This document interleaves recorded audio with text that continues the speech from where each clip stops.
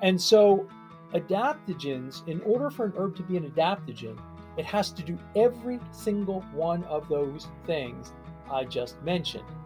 And again, the research, we have about 9 herbs where we have pretty good research showing that that's indeed what is occurring. We have, again, a smaller number where probably, and then a whole bunch of herbs that people have said, oh, that's an adaptogen. But the evidence, like reishi, very poor evidence that it's an adaptogen. Maca, very poor evidence that it's an adaptogen. It doesn't mean they're not great herbs. They are. But do they fit this category of adaptogen? And the answer is, at this point, we have very little evidence suggesting they really do. Welcome to LabAroma podcast with me, your host, Colleen Quinn. At LabAroma, we believe the secret to truly effective and therapeutic plant medicine is by understanding our plant science and backing it up with evidence. And this week, I have the great pleasure of sitting down with a man who aligns in our beliefs. David Winston is an internationally known lecturer, author, ethnobotanist, and the founder of Herbalist Alchemist. David has nearly 5 decades of experience studying, practicing, teaching, and researching different medicines, primarily Chinese, Western, as well as Southeastern American herbal traditions. He is fascinating, his kindness and generosity with how he shares his understandings and learnings over all of these years, not just in our podcast, but in his work, is incredible. David really does believe in true adaptogenic herbs, and he talks about their impressive history of therapeutic potential for all people, but especially women's health, and that is one of the things we jump into in this conversation. To read more about David, check the episode notes, where you will also find links to all of his work, the Herbal Therapeutics Research Library, as well as his Center for Herbal Studies. And if you're considering expanding your education in the herbal medicine space, I definitely recommend you check out David and his phenomenal work. Enjoy. David, welcome back to the LabAroma podcast. I'm delighted I dragged you back here again. Well, thank you, Colleen. It is wonderful to be back. I enjoyed our talk last time so much that I've truly been looking forward to talking with you again. Great. And we are going to get into, I was going to call it a niche topic, but I don't think we can call it a niche topic whenever it's about half of the population, which is women and women's health, and specifically adaptogenic herbs, and where they have proven useful in the past and where we still lean into them quite heavily. So can we start by talking about adaptogens? Because I feel a few years ago they became quite a buzzword. And I know we talked about this in our first podcast, where they became, this trendy thing everyone was talking about. And people like you and I were laughing at this trend because we've known this for decades. And you especially have taught on this topic for so long. Has that marketing noise, or that whole fuss about adaptogens, has it stood the test of time? Is it still as popular, or how have you felt that it's affected the general population's response towards using adaptogens in their day-to-day lives?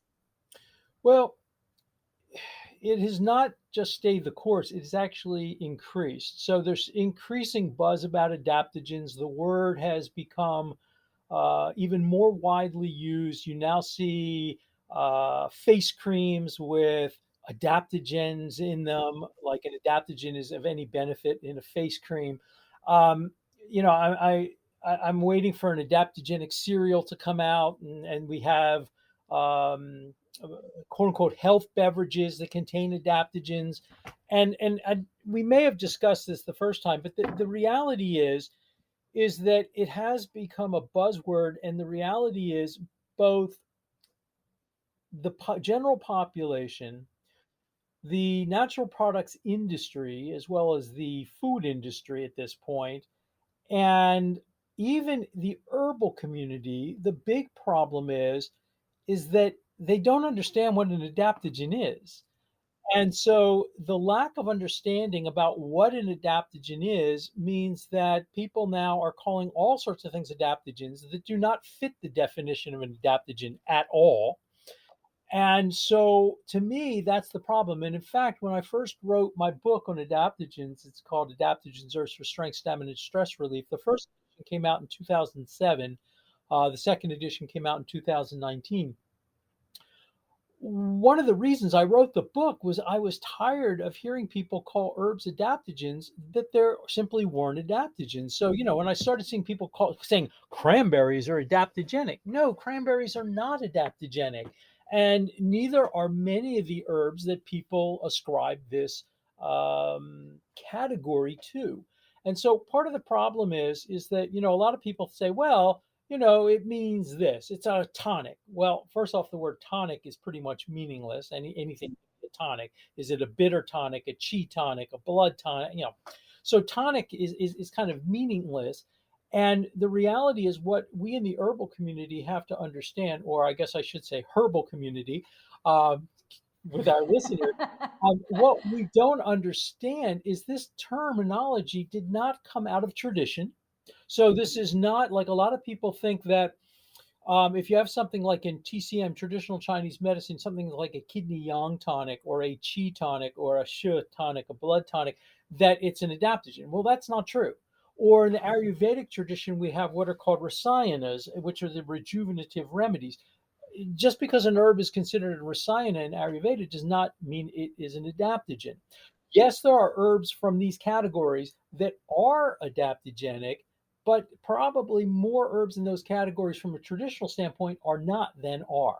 And so we have to understand that the concept of an adaptogen does not come out of traditional medicine. It doesn't come from the herbal community. It comes from science. And in this research on this starts in 1947 in the Soviet Union and somewhat supported by the military because they were trying to produce to have a substance they could give to their soldiers, their workers, later their cosmonauts, so that they could perform better, they could do more work, not get exhausted. And they didn't want to give them like amphetamines, stimulants, because yes, it's short term, it stimulates work, but long term, it is very, very damaging to the body. So they were looking for things that could enhance strength and stamina and work performance and mental performance that long term would not be harmful to the person taking it. And initially, Dr. Lazaroff, who starts this research, actually was looking not at herbs, he was looking at chemicals.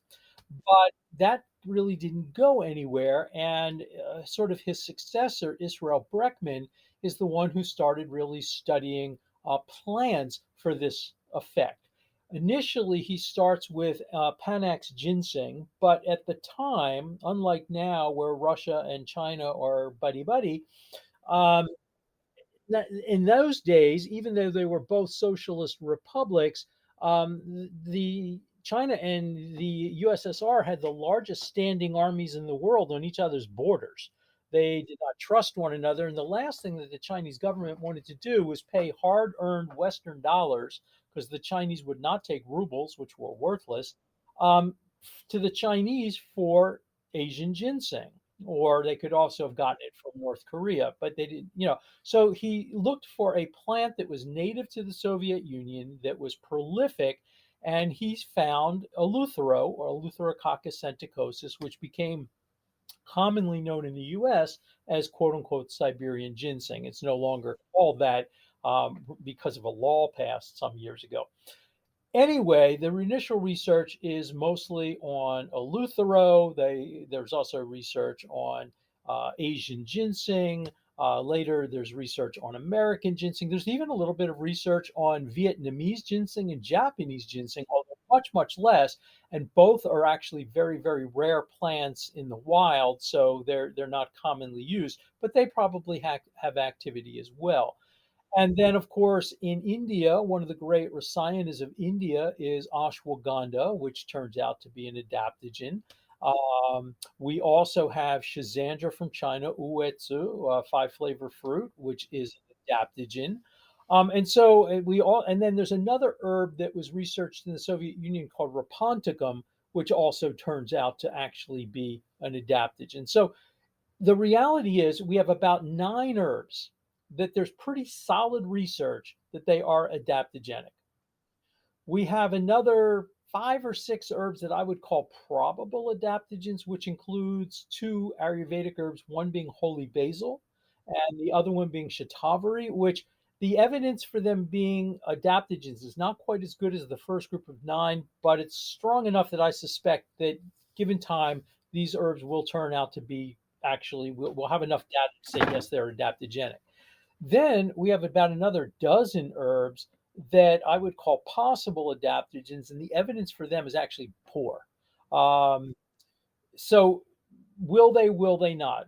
For instance, maca is in this group, and the Chinese herb Codonopsis, known as poor man's ginseng, is in that group. And in fact, several herbs that are in the Russian pharmacopoeia considered to be adaptogens, such as Aurelia elata, Manchurian Aurelia. In Russia, it's in the pharmacopoeia as an adaptogen, but you go back and you look at the research is so bad and so preliminary that I think that they kind of jumped the gun on saying is or is not. And so that's sort of the state of adaptogens in the sense of what is and what is not an adaptogen. And just in case our listeners are not aware of the actual definition, in 1969, um, Israel Perekman and Dr. Dardamoff proposed the initial definition of adaptogen. It was quite simple. It's number one, the herb is basically non toxic in a normal therapeutic dose. Number two, it creates what's called a state of non-specific resistance in the organism that's taking it. So that means it increases your resistance to a wide variety of stressors, be they psychological stress, environmental stress, physiological stress. Doesn't matter where the stress is coming from, but it makes you more resilient and resistant to the stress. And thirdly, these herbs had a somewhat systemic amphoteric effect, meaning it helped to re-regulate systems that are disordered. So if a system's not disordered, it's not really doing very much. But if you have hyperactivity or hypoactivity of an organ or system, it helps to bring it back to baseline.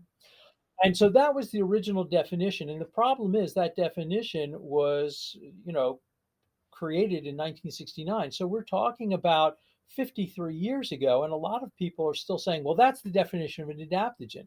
Well, they haven't kept up on the research because even though all those things are true, there are many herbs that fit those three parameters that are not adaptogens. So later, Dr. Panosian, who's the world's top researcher on adaptogens now, recognizes that adaptogens work via the HPA axis, that's the hypothalamic pituitary adrenal axis, and or the SAS, the sympathoadrenal system. So the HPA axis is the interface between the hypothalamus, the pituitary, and the adrenal gland, which controls most endocrine function, a great deal of nervous system function, immune function, enteric brain function, so gut function, as well as male and female reproductive function, cardiovascular function, and the list kind of goes on. And then the SAS is your fight or flight mechanism. And so now we have that adaptogens not only fit those first three parameters, but also have to work either through the HPA axis or SAS. And so, like holy basil, we have preliminary evidence that it's working through the HPA axis. But again, it's mostly animal research, and I'd like to see some human research to kind of confirm that before we sort of elevate it into the well-researched adaptogens. But as I said, I'm pretty sure that it is indeed. And then the most recent research, which starts in around 2011 and up to sort of current, finds that adaptogens also work on a cellular level. And what they are doing is they are acting as what's called a EU stressor. And a EU stressor means good stressor. And so what happens is when you're under stress acutely, certain molecular chaperones in the body are upregulated. Things like heat shock proteins, there's three or four of them, a forkhead protein known as FOXO, a neuropeptide Y. And these substances have broad reaching effects to help mediate the negative effects of stress.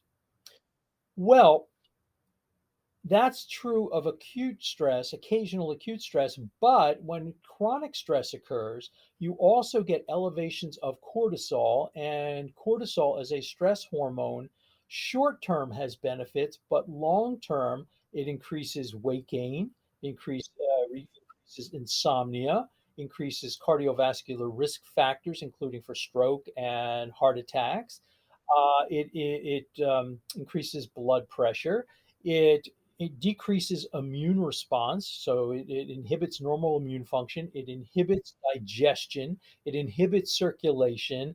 It increases blood sugar levels. I mean, the list just goes on and on. And so now we're going down a road toward almost all of the chronic degenerative disease that we as humans get from chronic stress. Now, obviously, cortisol is also increased not only by stress, but by insulin resistance, metabolic syndrome, obesity, etc.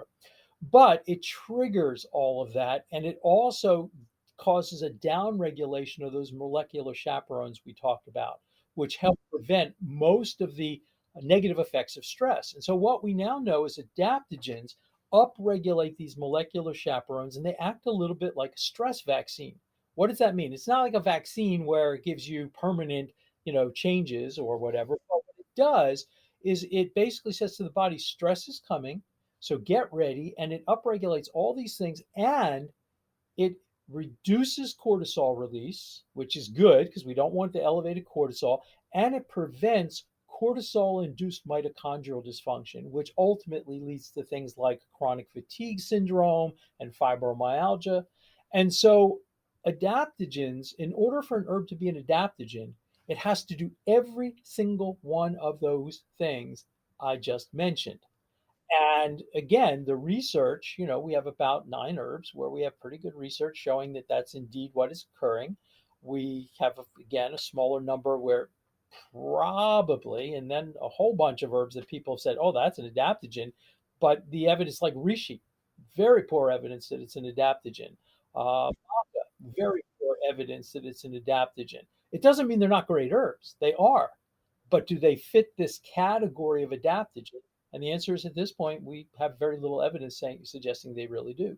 And so, going back to your original question, what goes on is that, all these people are claiming, they have adaptogens in their product. And I look at the label, and there's not a single adaptogen.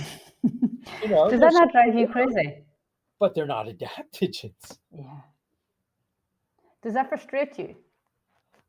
Well, as I said, that's one of the reasons I wrote my book initially, and the second edition came out 2019, and thankfully a lot of people like the book and are reading the book, so that's good. But even if the book had sold millions of copies, and by the way, it's sold well, but it certainly hasn't sold millions of copies. It's not on the New York Times bestseller list. Even if it had, that would still mean the majority of people out in the world who, first of all, the majority of people don't know what an adaptogen is and have never heard the term. But of the majority of people who do know what have heard of the term adaptogen, still the majority of them wouldn't still understand it because they hadn't read that. And literally, I did an article yesterday for a trade publication in the U.S. Same question. What's the story on adaptogens? And same kind of so. Frustrated, I don't know if I feel frustrated as much as I feel like I've got a lot of work to do. Yes. Yeah, you have a lot of educating to do. Thankfully, that's what you do, which is great. Absolutely correct. So of those adaptogens, David, which ones are most useful for female health? And I say female health, and I know that's a very, very broad term, but you are the expert on this. I nearly called you a guru, but I suppose you are my herbal guru. In which of those adaptogens would you lean into for certain conditions, symptoms within the whole spectrum of female health? And I apologize for the broadness of that question, but it's a big, broad topic, but I know you can handle it. Well, thank you. I'll try. So let me first start off by stating, when I start my 2-year herb studies program, my new class, one of the things I always ask my students, I say, how many of you want to be good herbalists? And everybody raises their hand. And then I say, no, wrong answer. If you're going to be an herbalist, and this is really true for anybody and anything, but when you're dealing with people's health, so if you want to be a good herbalist, nurse practitioner, physician, naturopathic physician, acupuncturist, massage, whatever, you don't really just want to be good. Good kind of, to me, kind of suggests, I'm good enough. You want to be the best you can be. And so what I tell people is you want to be great. And when I say mean be great, I don't mean comparing yourself to somebody else. Everybody has the ability, I believe, to be great in their own unique way because everybody brings their own unique personality, their own unique talents and gifts to this. And so somebody else who is an herbalist may not necessarily know what I know, but they may be great in their own unique way. And so that's what I'm talking about. So if you want to be great as an herbalist, one of the things that you need to understand is you need to stop treating diseases and start treating people. So Hippocrates said more than 2,000 years ago, it's more important to know the person that has the disease than the disease the person has. He was right. So bringing that to women's health, all adaptogens work for women because they also work for men. There are no women's herbs and there are no men's herbs. Any herb that works on a woman will work on analogous tissue in men and vice versa. Having said that, what we see is a lot, for instance, you about, let's say, Asian ginseng. And everybody knows Asian ginseng, also known as Chinese ginseng, Korean ginseng, red ginseng, white ginseng. That's all Asian ginseng. Then, of course, there's American, that's different. So Asian ginseng is a man's herb. It's I remember a guy coming up to me one time and telling me it was good for his nature. You're what? His nature. Okay, so what he was saying, it stimulates male libido. Well, over the last, and there are numerous studies actually confirming that red ginseng specifically enhances male erectile function. Okay, that's not a surprise, because that's been the tradition for thousands of years. But over the last 10 or 15 years, there's research showing that red ginseng is not just a man's herb, it works on women as well. There's studies showing that it helps reduce menopausal symptomology, including menopausal depression, hot flashes.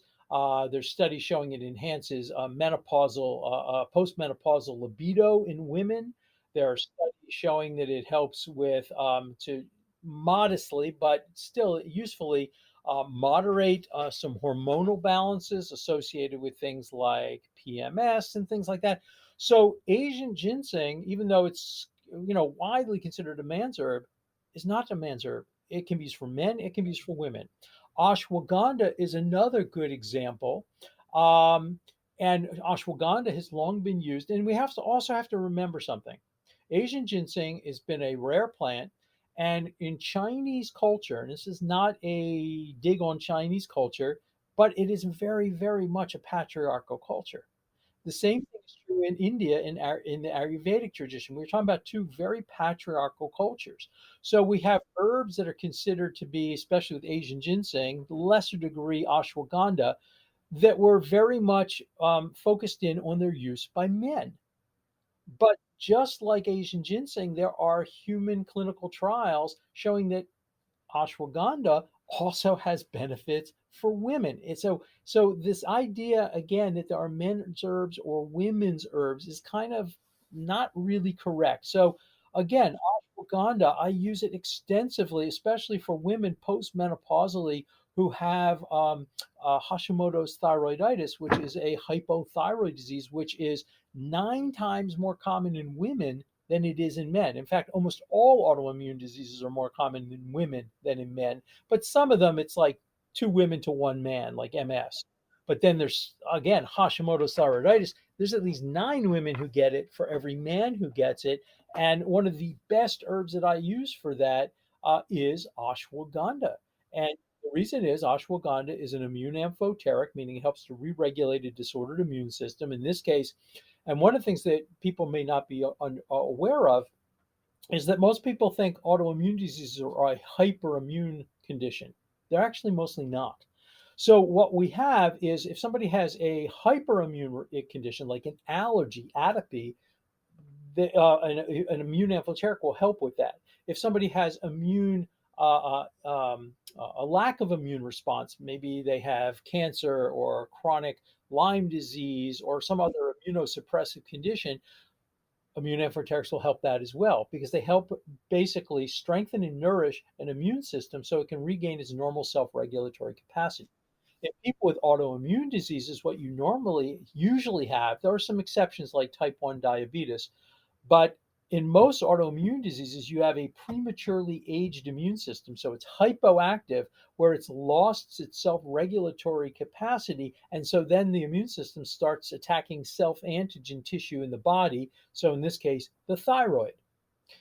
And so, because it's an immune amphoteric, it helps to re regulate the immune system, and it also happens to stimulate thyroid function. And I will just point out that while ashwagandha is an immune amphoteric, it is not a thyroid amphoteric, which means ashwagandha is very much indicated for somebody with hypothyroidism, such as Hashimoto's thyroiditis, but it would be contraindicated. You should not use it if you have hyperthyroid condition, such as Graves' disease. All right, because it is stimulating the thyroid, and that you do not want the thyroid to be stimulated at that point. So there are many adaptogens, and one of the adaptogens I will mention is shatavari, which I talked about being a probable adaptogen. This is mostly used in Ayurveda for women. It is, I don't consider it a woman's herb, although I will admit I probably still do use it more for women than for men. It is a nourishing adaptogen, meaning it's really useful for people who are deficient, depleted, underweight. It helps to balance out female reproductive hormones. And I will say in this case, I have not seen it do the same thing for male reproductive hormones. I use it for women who are coming off birth control pills and they can't get their cycle to regulate. I use it for women who are perimenopausal with hot flashes, and especially for postmenopausal vaginal dryness. I use Taveri a lot, but it can also be used for people who have dry constipation, male or female, deficient lung yin, so dry lungs, dry cough, dry eyes. Can be used for an autoimmune disease called Sjogren's syndrome, where the symptoms are dry eyes, dry mouth, dry tongue, vaginal dryness, dry skin, etc. So it is a wonderful herb, and that is one that I probably do use probably 4 or 5 times for a woman for every time I use it for a man. So that maybe comes as close to a quote unquote woman's herb as that we're going to get. And so again, it really comes down to what adaptogen is appropriate for the person sitting in front of me. What makes sense for them. And the focus isn't so much whether they are male, female, or whatever gender they might be. The focus is, who is this person and what's going on for them? How is their circulation? How is their immune system? How is their sleep? How is their, energetically, are they hot or cold, dry or damp? And so, for instance, with adaptogens, and a lot of people have this idea, and I will admit that I used to teach in the UK pretty much every year for a long time, and then it had been quite a while. I've been more in Ireland the last few years prior to COVID than I have been in the UK. But I think I was last time I was in the UK, I think it was 2018. I was in Ireland 2019, and I was supposed to go back in 2020, but this little thing called COVID kind of Just a happened. little thing that happened. Yeah, yeah. Anyway, one of the things I noticed is, and it's definitely better than it was, but 10 or 15 years ago, a lot of times when people would say, "Oh, they need an adaptogen," it would be like Eleuthero, just an adaptogen. Adaptogens are not a one size fits all category of herbs. So, as I just said, there are heating adaptogens such as red ginseng. There are cooling adaptogens. There are moistening adaptogens such as shatavari or white ginseng or American ginseng. There are drying adaptogens like rhodiola. And so, rhodiola, for instance, which is probably the second most stimulating adaptogen, red ginseng is the most stimulating. But red ginseng is stimulating and deeply nourishing. So that kind of balances out that stimulatory effect. On the other hand, rhodiola is very stimulating and not nourishing at all. And so I find that a lot of people, for instance, if they're the kind of person that says, if I even have a little square of chocolate, any little bit of caffeine after lunch, I can't sleep at night. You have those people who are super, super sensitive to any type of stimulants. You give them rhodiola and they're awake all night long. But rhodiola is also very drying. And so anybody who has any sign of yin deficiency, which means dryness, again, dry mouth, dry eyes, dry skin, vaginal dryness, lack of synovial fluid in the joints, dry cough. You don't want to give them rhodiola because it'll make it worse. Um, Schizandra is another drying adaptogen, although nowhere near as drying as rhodiola. We have nourishing adaptogens. Again, the Panax species, American ginseng, shatavari are deeply nourishing. And so adaptogens are different adaptogens that would be appropriate to the person that you happen to be with. And then because herbs have, just on the level of it being an adaptogen, we already talked about adaptogens affect the HPA axis and SAS, is not even going into the whole, upregulating molecular chaperone part and all the things that that does.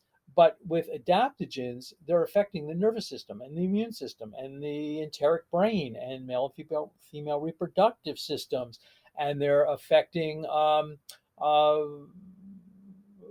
many cases, lung health, a whole range of things. And so you're looking at that adaptogen and say, does it make sense for this person? So who is the person? What is going on for them? So if you have somebody who has lots of dampness, whether it be diarrhea or constantly coughing up damp phlegm or postnasal drip, then that might be one reason why, if you're choosing an adaptogen, you might go with a more drying adaptogen. There are also some adaptogens, specifically red ginseng, schizandra, that are full of antioxidant compounds and are really profoundly anti-inflammatory, even though most adaptogens, I mean, all adaptogens have some anti-inflammatory activity, but so do most medicinal herbs. But some of them, like the schizandra, like the rhodiola, actually, or the Asian ginseng, are much more profound anti-inflammatories. Then we have other ones that help reduce blood sugar levels. So for somebody with elevated blood sugar levels, that's where something like a holy basil comes in, or again, an American or Asian ginseng, which help to lower blood sugar levels. And so what you're really looking for is, who is the person and what fits them. And then I would also point out that adaptogens in traditional cultures, and now many of the plants we call adaptogens, they've mostly all been used in traditional cultures. They weren't called adaptogens, but they were used. And when they were used, they were not used as simples, meaning a single herb at a time. That is almost unknown in all the world's great herbal traditions. Herbs are generally used as part of complex formulas. Why? Because we're dealing with complex people with complex problems. And so, therefore, you always want to think about, what am I combining this with? And so I talk about what I call companion herbs. And so the herbs that I think of as companion herbs for adaptogens, and again, in a given situation, in a specific individual, I might combine adaptogen with any number of things. But in general, there are three groups of herbs that I think work really well in combination with adaptogens that enhance their efficacy and make a lot of sense. So one is the category of nervines or nervines, which are your gentle nerve tonics. So that's things like chamomile and linden flower and betony and hawthorn, even though a lot of people don't know hawthorn is a nervine, and skullcap, that's the American skullcap, blue vervain, the European vervain. These are all lovely nervines or nervines, and especially for people who are anxious, emotionally labile, they work really well in combination with some of the more calming adaptogens like ashwagandha or schisandra or jiaogulan, which are calming adaptogens. Um, then the second category we have are what are called nootropics, and there are drug nootropics, which are potentially dangerous. There are nutritional supplement nootropics, which are not particularly dangerous, but the evidence from a lot of them is not great. And then we have our herbal nootropics, and nootropics are herbs that enhance cerebral circulation, reduce neuroinflammation. They are really useful for things like depression, anxiety, helping to inhibit or prevent, dementia, for treating things like brain fog, enhancing memory, concentration, and focus. And this includes herbs like bacopa and rosemary and lavender and ginkgo, the standardized ginkgo. as a tincture doesn't really work that well, and as a tea doesn't really work at all. And these herbs again enhance cerebral function. And one of the things I mentioned earlier is one of the things adaptogens do is they upregulate something called neuropeptide Y. And one of the things neuropeptide Y does is it enhances neuroplasticity, the ability to for the brain to change, to grow, to enhance memory, focus, and concentration. And so these two categories of herbs work really well together, especially again if the person is depressed or anxious, or something like any type of head injury, neurological trauma, things like that. And then finally, the third category is a group of herbs that I call restorative tonics. And this is a term that I kind of created. I mean, people have used said, "Oh, that's a restorative tonic," but I'm kind of using that term to say there are a group of herbs that are phenomenal herbs. They're really beneficial, and a lot of people think they're adaptogens. The only problem is they simply do not fit the definition of adaptogen in any way, shape, or form. So our restorative tonics are things like amla, goji berry, astragalus, processed Rehmannia. These are these nettle seeds. These are these deeply restorative remedies that are wonderful and are used in so many ways and have so many benefits. It's just that they don't fit the definition of an adaptogen, so they needed their own category. So I just created.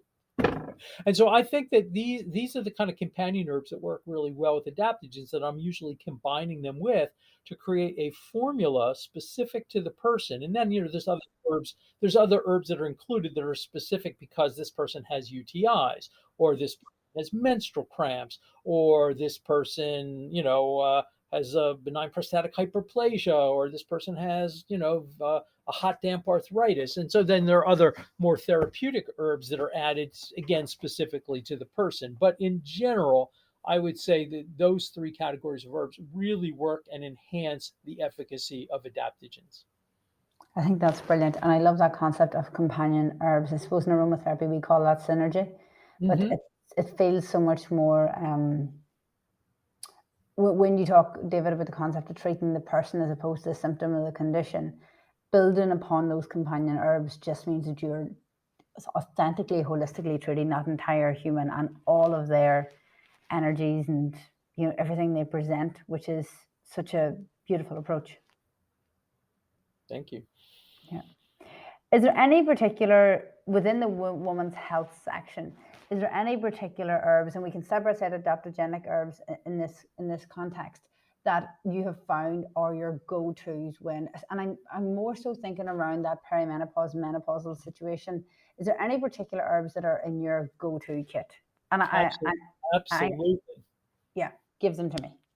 So in the States, I don't know how it is over on your side of the pond, but in the States, everybody, certain herbs have become popular. What I always tell people is, when I first started studying herbal medicine in 1969, people would say to me, like, "What are you doing?" I'd say, "I'm an herbalist." And people would look at me like I just told them I was an alien coming to abduct them. They were like, "What?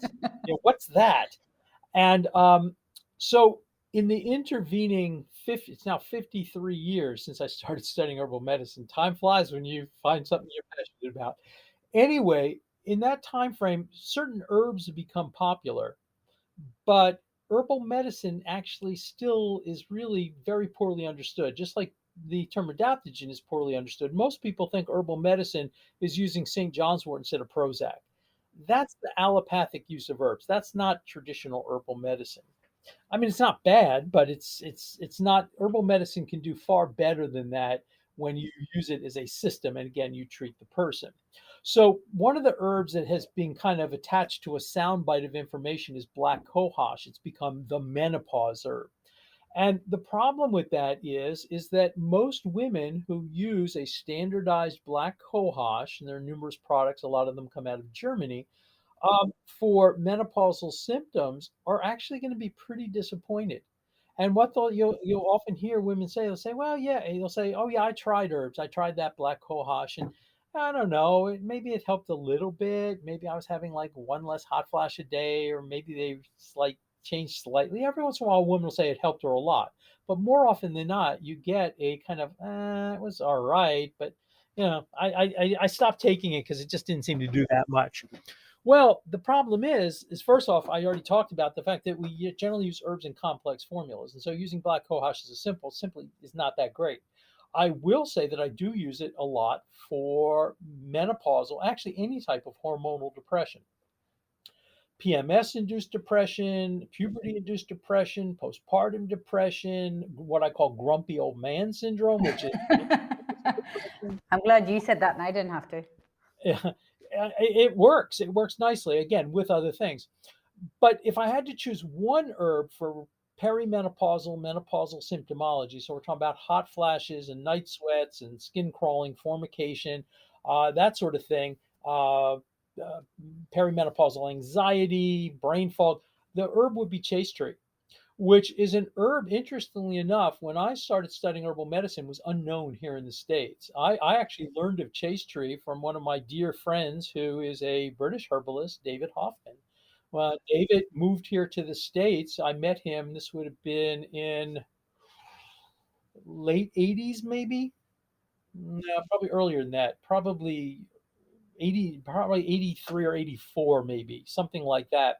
When he came over, I met him very soon after he came over here, and we were talking. He started talking about chaste tree, and I was like, I've never heard of this, or what? And that's how I learned it, because of course there's a very, very long tradition in UK and Ireland of use and France using chaste tree, Vitex agnus castus. And so, if I had to use one herb, and Vitex is mostly known for treating PMS symptomology and things like cyclic mastalgia, cyclic breast swelling. But the reality is, if I had to choose one herb to treat menopausal symptoms, it would be chaste tree. But the good news is, I don't have to choose one herb. And interestingly enough, the combination of chaste tree and black cohosh works better than chaste tree by itself or black cohosh by itself. But again, of the two, chaste tree is better than black cohosh. But the two together, and that's where you talked about, mentioned before, synergy. And so, in all the great traditions of herbal medicine throughout the world, synergy is baked in. This idea, which if you combine herbs properly, 1 + 1 no longer equals 2. 1 + 1 can equal 3 or 4 or 5. In fact, there's this one study where herb A and herb B combined increased bioavailability of herb A by 2,000%. In that case, 1 + 1 equaled 2,000. So there is a synergy. And so, like, for instance, when I treat women with a broad range of perimenopausal, menopausal symptomology, I'll give you a general formula, but you have to understand this formula is not a static formula, meaning every woman, it probably changes a little bit. I may add in an herb, subtract an herb, increase amounts, decrease amounts, because it's specific to the person. But so let's say chaste tree, 1 part chaste tree, 1 part or a half part black cohosh, 2 parts motherwort, half part sage, and this is common garden sage, and a half part licorice. Now, if you have a person who has tendency toward high blood pressure, leave out the licorice. Then I would add in fennel seed. But that combination, in general, works absolutely phenomenally for a broad range of perimenopausal symptoms. Um, it is wonderfully safe. Now, every herb can have adverse effects. Chaste tree can cause a rash. In some people, it's rare, but it has happened. If you take too much black cohosh, it'll give you the worst frontal headache. So, right on your forehead, first frontal headache you've ever had in your life. So, don't take more than the recommended dosage.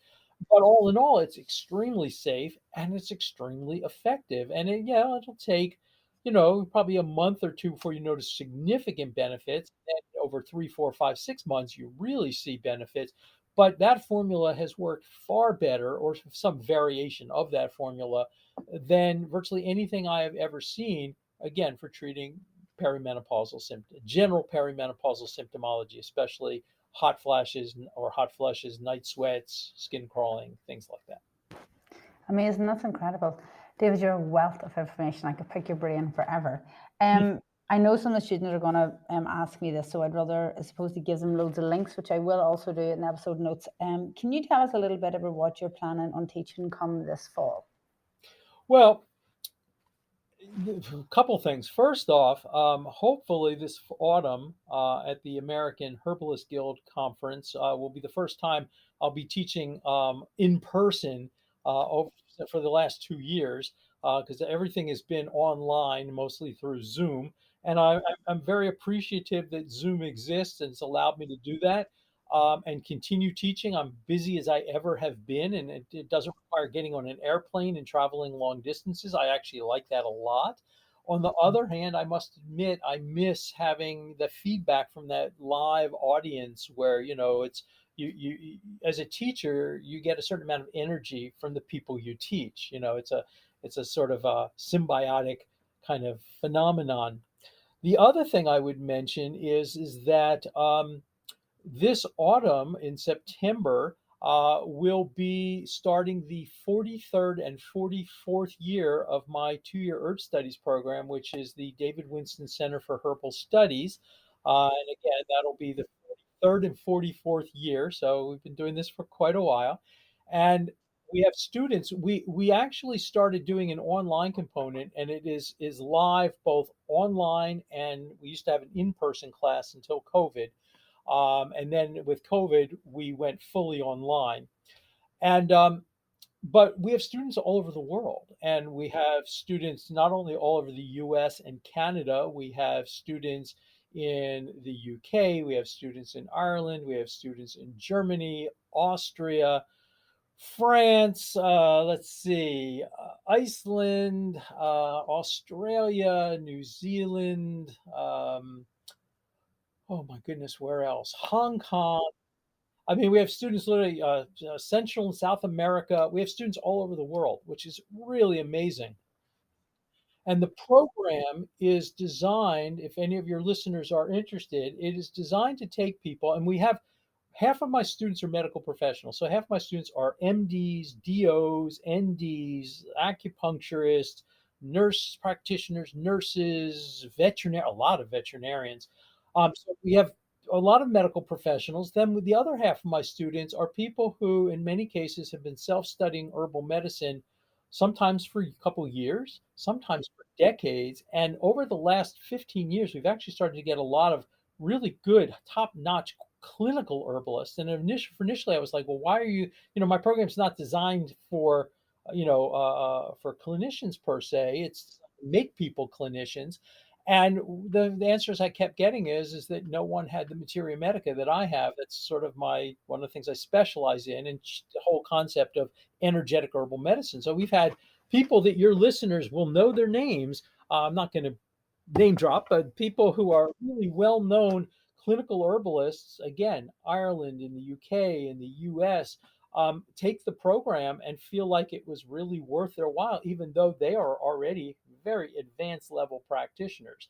So we have a wide variety of people coming into the program. And again, we have people who literally, I just was speaking to someone yesterday who's an attorney who's been self studying herbs and growing herbs and making her own herbal products at home. And she's just like kind of, eventually doesn't really want to be an attorney anymore. She's eventually wants to switch over to being an herbalist. I have somebody else who is who runs I spoke to like 2 weeks ago, who is what is her actual job title? Was She runs a laboratory for bioterrorism. I was like, That's whoa, that's interesting. crazy.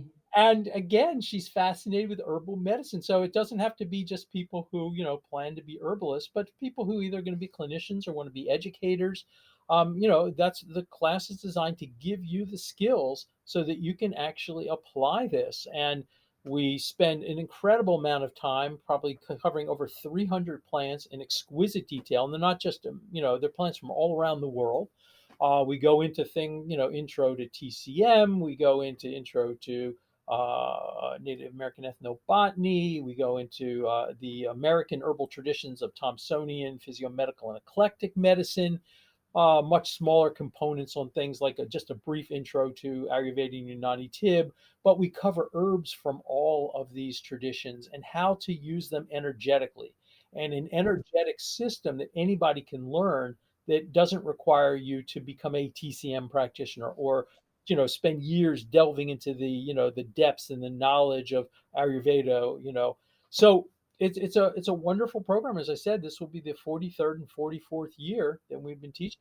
And I don't know if anybody's interested, but if people are, we have a website which is herbalstudies.net.